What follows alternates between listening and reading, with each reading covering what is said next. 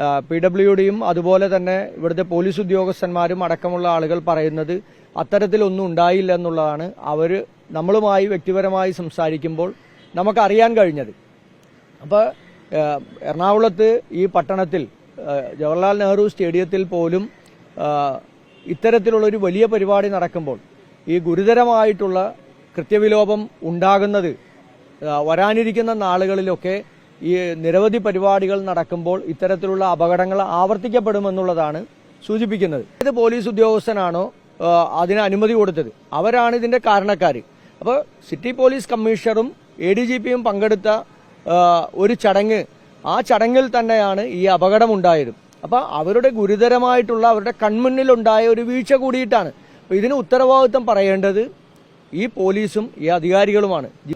Thrikkakara MLA Uma Thomas ഇന്നലെ Kaloor international സ്റ്റേഡിയത്തിൽ നടന്ന ഒരു ചടങ്ങിൽ സംബന്ധിക്കുമ്പോൾ അധികൃതരുടെ ഗുരുതരമായ വീഴ്ച മൂലം കെട്ടി ഉയർത്തിയിരുന്ന ഒരു പവലിയനിൽ നിന്ന് താഴേക്ക് വീഴുകയും 15 അടി താഴേക്ക് വീണ ഉമാ തോമസ് ഇപ്പോഴും ഗുരുതരാവസ്ഥയിൽ ആശുപത്രിയിൽ കഴിയുന്നു. ഉമാ തോമസിന്റെ ശ്വാസകോശത്തിനും നട്ടെല്ലിനും ഗുരുതരമായ പരിക്കാണുള്ളത്. അവരിപ്പോഴും വെന്റിലേറ്ററിൽ തന്നെയാണ്. എന്നാൽ അടിയന്തരമായ ഒരു ശസ്ത്രക്രിയ ആവശ്യമില്ല എന്നുള്ളതാണ് ഇപ്പോൾ മെഡിക്കൽ ബുള്ളറ്റിനിൽ ഡോക്ടർമാർ വ്യക്തമാക്കിയിരിക്കുന്നത്. എന്തുകൊണ്ടാണ് ഉമാ തോമസിന് ഇത്തരത്തിലുള്ളൊരു അപകടം പിണഞ്ഞത് എന്ന് ആലോചിക്കുമ്പോൾ കൃത്യമായും ഇത് നഗരസഭയുടെയും സുരക്ഷാ സംവിധാനങ്ങളുടെയും പോലീസിൻ്റെയും വീഴ്ച തന്നെ എന്നാണ് യൂത്ത് കോൺഗ്രസ് നേതാവായ മുഹമ്മദ് ഷിയാസ് മാധ്യമങ്ങളെ കണ്ടപ്പോൾ പറഞ്ഞത്.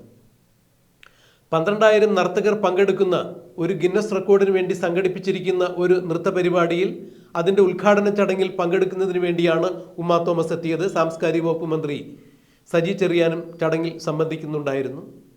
മന്ത്രിയെ കണ്ട് തിരിച്ചു വന്ന് തൻ്റെ ഇരിപ്പിടത്തിൽ ഇരിക്കുന്നതിനിടയിലാണ് ഉമാ തോമസ് കാൽ വഴുതി താഴേക്ക് വീണത്.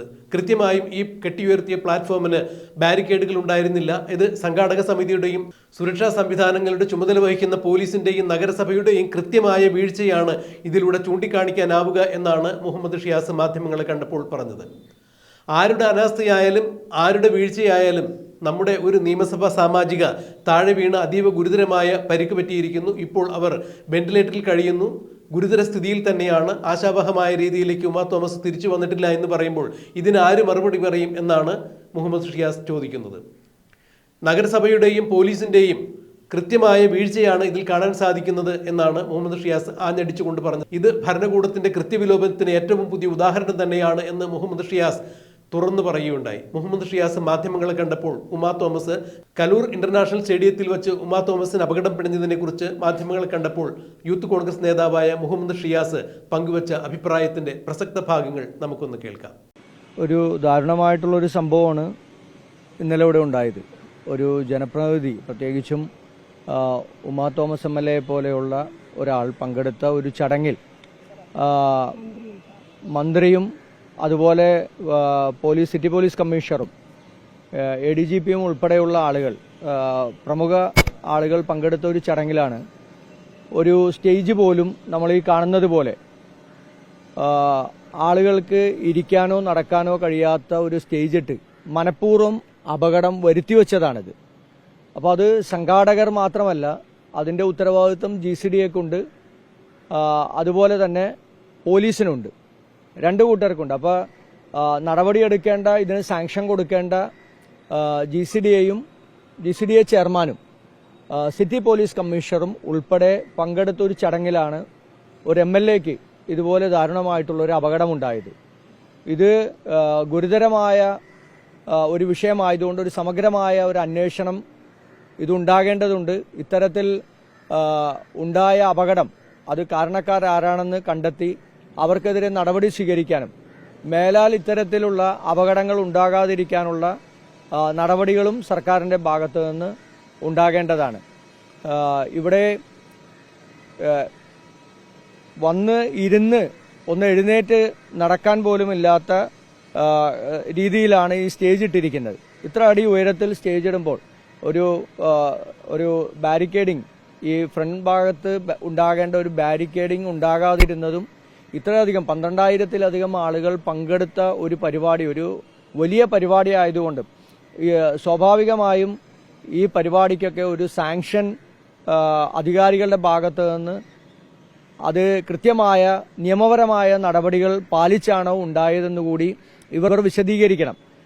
PWDയും അതുപോലെ തന്നെ ഇവിടുത്തെ പോലീസ് ഉദ്യോഗസ്ഥന്മാരും അടക്കമുള്ള ആളുകൾ പറയുന്നത് അത്തരത്തിലൊന്നും ഉണ്ടായില്ല എന്നുള്ളതാണ് അവർ നമ്മളുമായി വ്യക്തിപരമായി സംസാരിക്കുമ്പോൾ നമുക്കറിയാൻ കഴിഞ്ഞത്. അപ്പോൾ എറണാകുളത്ത് ഈ പട്ടണത്തിൽ ജവഹർലാൽ നെഹ്റു സ്റ്റേഡിയത്തിൽ പോലും ഇത്തരത്തിലുള്ളൊരു വലിയ പരിപാടി നടക്കുമ്പോൾ ഈ ഗുരുതരമായിട്ടുള്ള കൃത്യവിലോപം ഉണ്ടാകുന്നത് വരാനിരിക്കുന്ന നാളുകളിലൊക്കെ ഈ നിരവധി പരിപാടികൾ നടക്കുമ്പോൾ ഇത്തരത്തിലുള്ള അപകടങ്ങൾ ആവർത്തിക്കപ്പെടുമെന്നുള്ളതാണ് സൂചിപ്പിക്കുന്നത്. അതുമാത്രമല്ല, എറണാകുളത്ത് നിരവധി പരിപാടികൾ നടക്കുന്നുണ്ട്. നമുക്കറിയാം, ഏത് പരിപാടിയാണെന്നുണ്ടെങ്കിലും, ഗവൺമെന്റ് പരിപാടിയാണെങ്കിലും ഇതുപോലുള്ള വലിയ പരിപാടികളാണെന്നുണ്ടെങ്കിലും പോലീസിന്റെ സാങ്ഷൻ നിർബന്ധമാണ്. ആ പോലീസ് സാങ്ഷൻ കൊടുക്കുമ്പോൾ സ്വാഭാവികമായും ഇത്തരത്തിലുള്ള PWD കണക്ക് പ്രകാരമുള്ള പന്തലാണോ, എത്ര പേരിയ്ക്കുന്ന പന്തലാണോ, ആ പന്തൽ അത്തരത്തിലാണോ നിർമ്മിച്ചിരിക്കുന്നത്, അതിന് ആ രീതിയിൽ അതിന്റെ ഫിറ്റ്നസ് സർട്ടിഫിക്കറ്റ് PWDയുടെ അല്ലെങ്കിൽ ഉത്തരവാദിത്തപ്പെട്ട വകുപ്പിന്റെ ഭാഗത്ത് നിന്ന് അത് വാങ്ങിച്ചിരിക്കണം. ഇത്തരത്തിലുള്ള നടപടിക്രമങ്ങളെല്ലാം ഉണ്ട്. അതിനുശേഷമാണ് പോലീസ് സാങ്ഷൻ കൊടുക്കുക. പക്ഷേ നമ്മൾ ഈ കാണുന്നത് പോലെയുള്ള ഒരു സ്റ്റേജ്, ആളുകൾക്ക് ഇരിക്കാനോ നിൽക്കാനോ കഴിയാത്ത, അല്ലെങ്കിൽ അപകടം ക്ഷണിച്ചു വരുത്താൻ കഴിയാവുന്ന ഒരു സ്റ്റേജ്, ആ സ്റ്റേജിൽ ഏത് പോലീസ് ഉദ്യോഗസ്ഥനാണോ അതിന് അനുമതി കൊടുത്തത് അവരാണ് ഇതിന്റെ കാരണക്കാർ. അപ്പോൾ സിറ്റി പോലീസ് കമ്മീഷണറും ADGPയും പങ്കെടുത്ത ഒരു ചടങ്ങ്, ആ ചടങ്ങിൽ തന്നെയാണ് ഈ അപകടം ഉണ്ടായത്. അപ്പോൾ അവരുടെ ഗുരുതരമായിട്ടുള്ള, അവരുടെ കൺമുന്നിലുണ്ടായ ഒരു വീഴ്ച കൂടിയിട്ടാണ്. അപ്പോൾ ഇതിന് ഉത്തരവാദിത്വം പറയേണ്ടത് ഈ പോലീസും ഈ അധികാരികളുമാണ്. GCDA ചെയർമാൻ ഉൾപ്പെടെ ഇവിടെയുണ്ട്. ഇപ്പോൾ GCDAയുടെ ഉത്തരവാദിത്തപ്പെട്ട ഒരു AEയും ഓവർസിയറും ഉൾപ്പെടെയുള്ള ആളുകൾ ഇവിടെയുണ്ട്. ഈ സ്റ്റേഡിയം എന്ന് പറയുന്നത് 10,000-കണക്കിന് ആളുകൾ ഓരോ ദിവസങ്ങളിൽ, ഇപ്പോൾ കളി നടന്നുകൊണ്ടിരിക്കുകയാണ്, ബ്ലാസ്റ്റേഴ്സിന്റെ കളി നടന്നുകൊണ്ടിരിക്കുക. ഈ കളി നടക്കുമ്പോൾ തന്നെ ഇവിടെ ആളുകൾ വേണം. ഈ സ്റ്റേഡിയത്തിന്റെ ഫിറ്റ്നസോ അല്ലെങ്കിൽ ഈ സ്റ്റേഡിയത്തിൽ നടക്കുന്ന പരിപാടികളുടെ ഫിറ്റ്നസുമായി ബന്ധപ്പെട്ടും അല്ലെങ്കിൽ പങ്കെടുക്കുന്ന ആളുകളുടെ സുരക്ഷിതത്വവുമായി ബന്ധപ്പെട്ടൊക്കെ നിരവധി കാര്യങ്ങളുണ്ട്. നിരവധി കാര്യങ്ങളുണ്ട്. അതിലൊന്നും ഈ വളരെ ലാഘവബുദ്ധിയോട് കൂടിയിട്ടല്ലേ ഇവരെല്ലാം നോക്കിക്കാണുന്നത്. ഈ സ്റ്റേഡിയത്തിൽ തന്നെ 10,000-കണക്കിന് ആളുകൾ പങ്കെടുക്കുന്ന എത്ര മത്സരമാണ് ഇവിടെ നടക്കുന്നത്. ഈ മത്സരം നടക്കുന്ന സമയത്ത് ഒരു അപകടമുണ്ടായാൽ ഇത്തരത്തിലുള്ള ഉദ്യോഗസ്ഥന്മാരാണ് ഇവിടെ ഇരിക്കുന്നതെങ്കിൽ നാളെ അപകടം ഉണ്ടാകില്ലെന്ന് നമുക്ക് ഉറപ്പിച്ച് പറയാൻ പറ്റുമോ? നാളെ അപകടങ്ങൾ ഉണ്ടാകാം, സ്വാഭാവികമാണ്.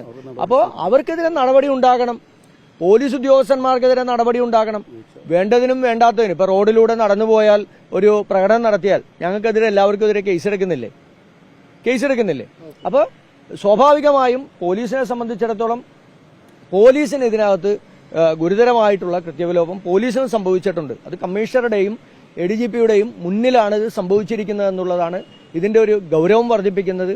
ഉമാ തോമസിനെ പോലെയുള്ള ഒരു MLAക്ക് പറ്റിയ ഇത്ര ദൗർഭാഗ്യകരമായിട്ടുള്ള ഒരു അപകടം നടന്നിട്ട്, ആ അപകട സമയത്ത് മന്ത്രി സജി ചെറിയാൻ ഉണ്ടായിരുന്നു, മറ്റ് ജനപ്രതിനിധികളുണ്ടായിരുന്നു, എല്ലാവരും ഉണ്ടായിരുന്നു.